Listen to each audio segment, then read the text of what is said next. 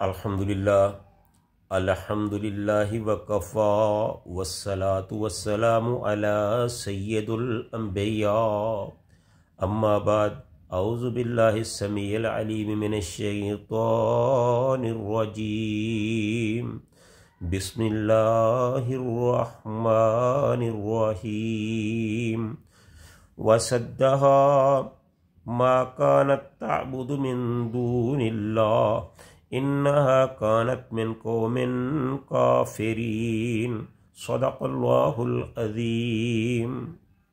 हर किस्म की हम्द व सना अल्लाह ताला की ज़ात वाला सफ़ात के लिए जो सारे जहानों का खालिक व मालिक और परवरदिगार है।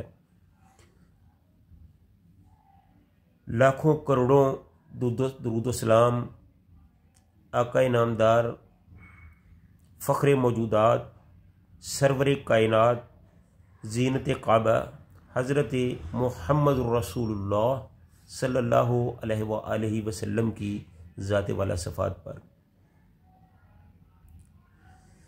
ये जो मैंने आपके सामने आयत तिलावत की है, ये सूरत नमल की 43 नंबर आयत है।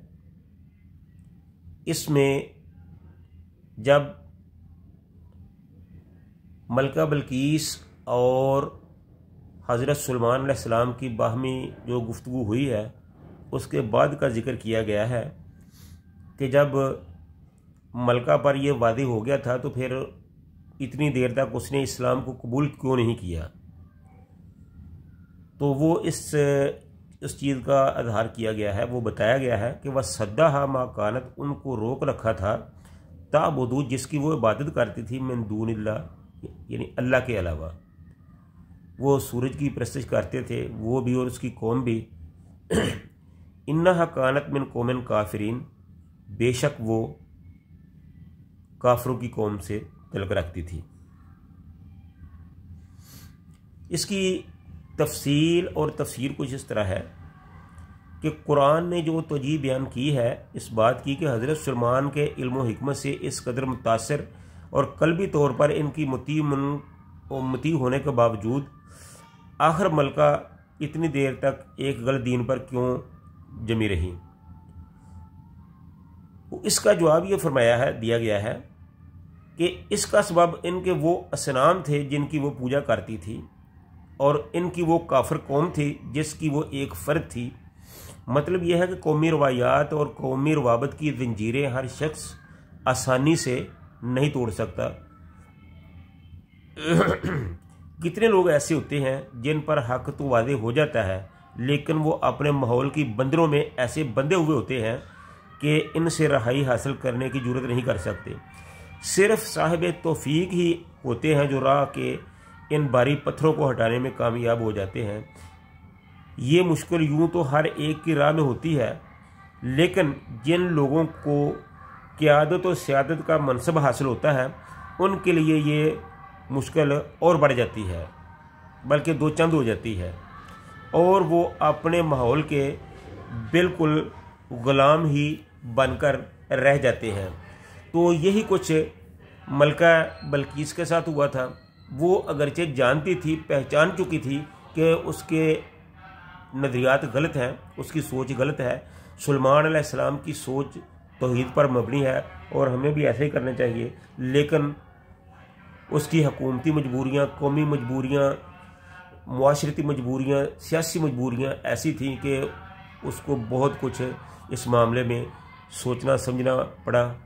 तो जो बड़े लोग होते हैं वो यकीनन सोच समझ कर ही ऐसा करते हैं। क्यों कि अगर एक आम आदमी कोई किसी दीन को छोड़कर किसी दूसरे दीन की तरफ राग़िब होता है, उसे कबूल करता है, तो उसे तो इतना फ़र्क नहीं पड़ता। लेकिन जब किसी कौम का लीडर, किसी का कायद, किसी का हुक्मरान अपना मज़हब छोड़कर दूसरा मज़हब इख्तियार करता है, तो उसका मतलब ये होता है कि उसकी कौम जो है, या तो वो भी उसको मान ले, तो या फिर वो अपनी कौमी मजबूरी की वजह से वो खामोशी इख्तियार कर ले।